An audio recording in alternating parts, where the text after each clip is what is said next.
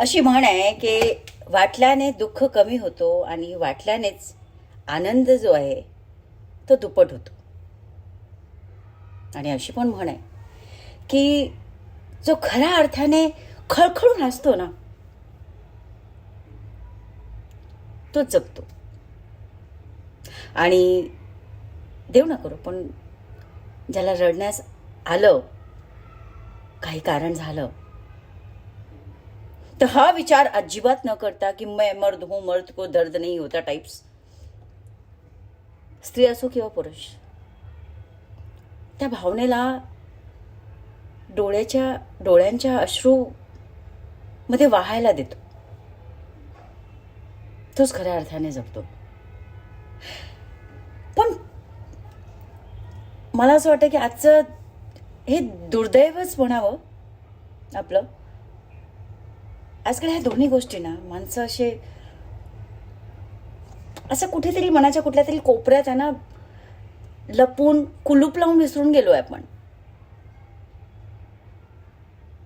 आता प्रत्येकाला आपण एक प्लास्टिक स्माइल देतो आणि बोलतो हो बरं बरं सगळं ठीक आहे, अरे मजेत. खरं तर भरपूर वेळा असं काहीच नसतं. त्या ठीक आहेच्या मागे ना कितीतरी असे अजिबात ठीक नाहीये अशा गोष्टी असतात. शोधा हो. ही पण म्हण आहे की शोधा म्हणजे सापडेल. एक नाटक पण होतं बरं का, शोधा म्हणजे सापडेल. कोणतरी पुरुष, महिला, मित्र, नातेवाईक किंवा आपल्या आजूबाजूला अवतीभोवती कोणतरी नक्कीच सापडतील, ज्यांच्याकडे मी मन मोकळं करून बोलू शकतो आणि सांगू शकतो की हे असं घडलंय आणि मला असं वाटत आहे ह्याच्याबद्दल. खरंच खूप गरज आहे याची. नाही तर एवढे जे हल्ली डॉक्टर्स, काउन्सलर्स प्रचलित झाले ना ते झाले नसते.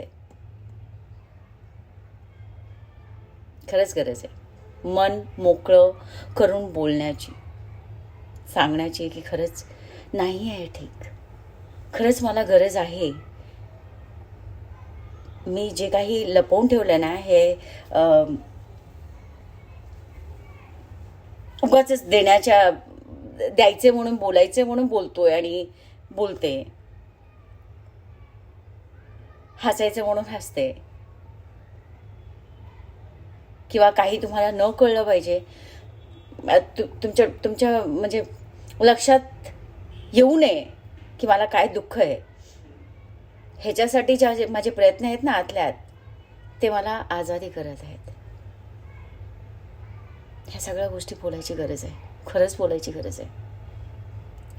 मला तरी असंच वाटतं. म्हणजे मम्मी म्हणता काहीतरी बोलते, आपलं कुठल्याही विषयावरती आमचं बोलणं चालू असतं, मध्येच एक काहीतरी म्हणे बोलून जाते आमच्या भाषेत किंवा हिंदीमध्ये. पण मी जेव्हा शांत बसले तेव्हा विचार केला तर भरपूर अशा गोष्टी असतात जे खरं बोलते. वाटल्याने दुःख कमी होतं आणि वाटल्याने आनंद हे दुप्पट होतं. खरं आहे, अगदी खरं आहे. माणसाने वाटावं. हल्ली तर शाळेत सुद्धा शिकवायला लागले लहान मुलांना की शेअरिंग इज केअरिंग. आहे, फरक पडतो, नक्कीच फरक पडतो. Start sharing. Just you need to find a person, right person. त्याच्यावरती हे जेवढं आपण लपवण्याच्या मागे धडपडतो ना त्याच्याऐवजी चांगला मित्र, मैत्रीण, नातेवाईक हे शोधण्यामध्ये धडपडावं माणसाने. आणि त्याच्यासाठी 50 लोकांची गरज नाहीये किंवा ते 4 लोक क्या कहेंगे वाले पण नकोच. 1-2च भरपूर होतील असं मला वाटतं. नक्कीच. सो असं आतल्या आत गुंतून मरू नये माणसाने. खरंच शोधा म्हणजे सापडेल. आणि नक्कीच शोधा, बोला, शेअर करा. आपल्या मनाचं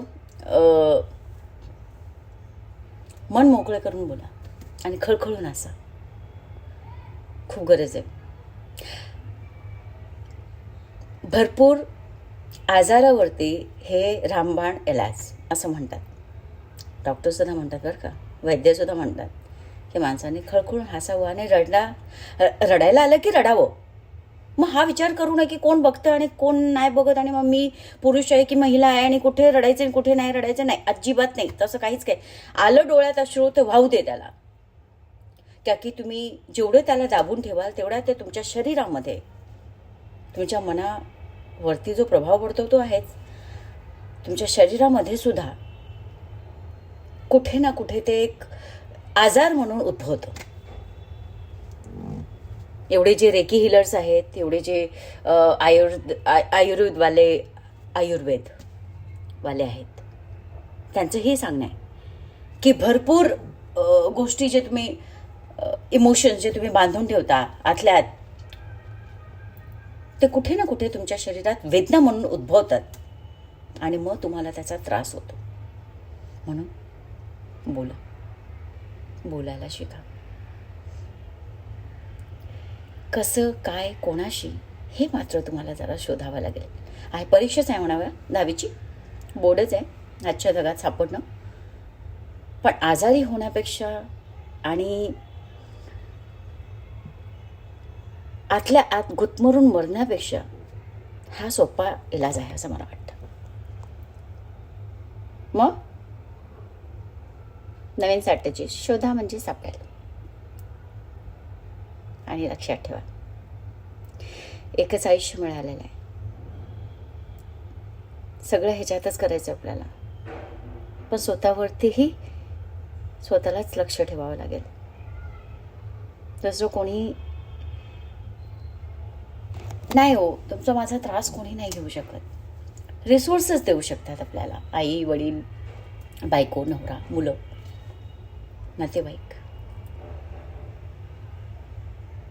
पैशाचा, औषधांचा, इलाजासाठी कुठेतरी कोणाला रेकमेंड करून, कोणाचं नाव सांगतील की हा फलाण्या डॉक्टरकडे जा, फलाण्या बाई आहेत, चांगल्या औषधं देतात,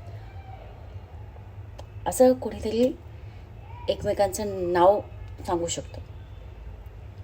पण आपल्याला होणारा त्रास हा फक्त आपल्या वाटेलाच येणार आहे आणि आपणच त्याला झेपणार आहे.